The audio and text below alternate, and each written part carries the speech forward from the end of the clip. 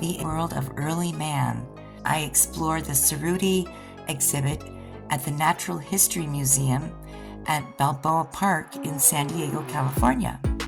In this video, I'm going to take you back in time when an unknown race of people lived in San Diego 130,000 years ago.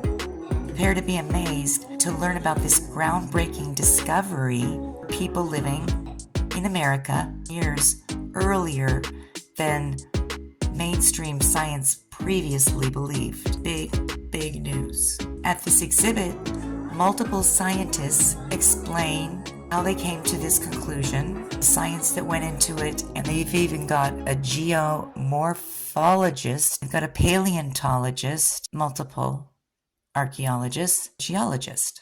Figured out the age of the mastodon bones using radiometric dating, and it's a way of telling how old a fossil is by measuring its radioactive isotopes. The results were clear. The bones are approximately 130,000 years old. Before this discovery, the oldest evidence of humans in North America was from sites that are around 14,000 years old. Hi, my name's Jenna Bosiger. Welcome to my Cryptid Cryptids YouTube channel. Normally, when a fossil animal is discovered, bones might be missing. Some might be broken, but nothing like this. Heavy leg bones lay in pieces, bone fragments were scattered about, teeth were broken in half. Then there were the rocks. The broken bones were clustered around two large stones. 3 similar stones lay nearby. There were no other large stones like this at the site.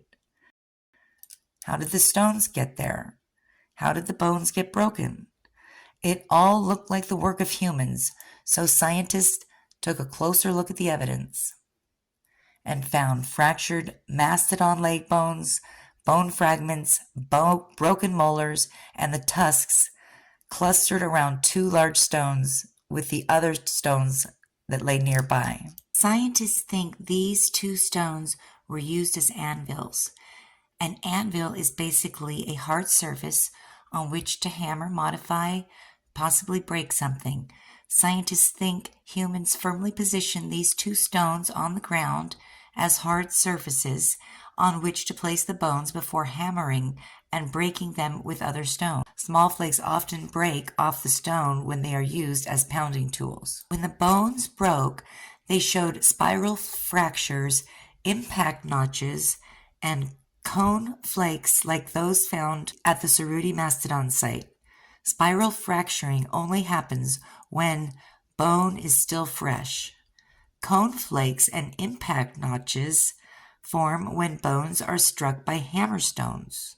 They're really having to hit these elephant bones they're using to compare. And so imagine how hard someone would be having to hit a mastodon bone. I mean, they might need to be equivalently stronger size and proportion to the mastodon, but they're able to reproduce using similar stones, and the elephant, which is closely related to the mastodon, only it's much smaller, he can confirm that the marks are the same as those found on hammers and anvils used to break bones.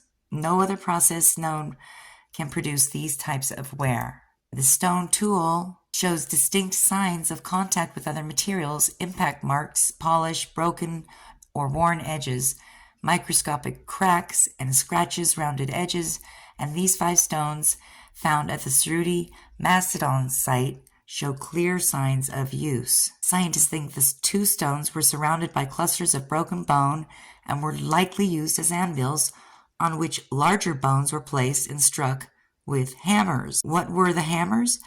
The other 3 stones found nearby. The stones were also the only large rocks at the site.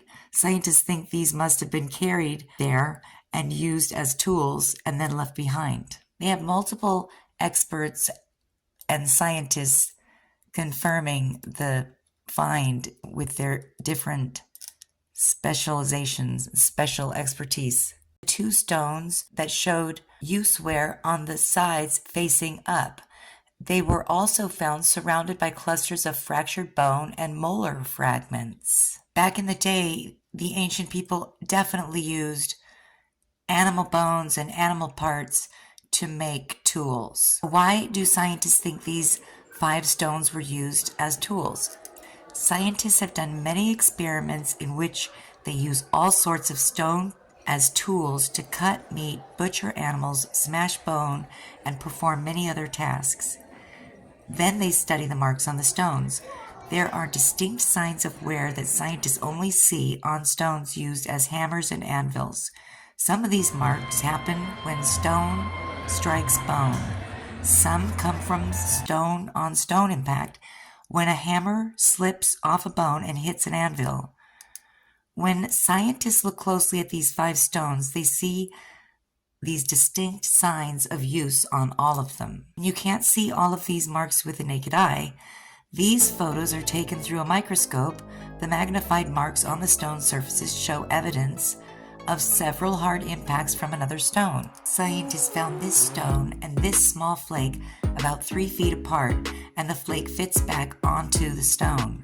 Scientists think humans use the stone as a hammer. Experiments and getting the same results. And we can't forget about the site that's closed down right now, the early man site in Calico. Thank you so much for watching. I really do appreciate it. Don't forget to like, subscribe, and hit the bell. And until next time, bye!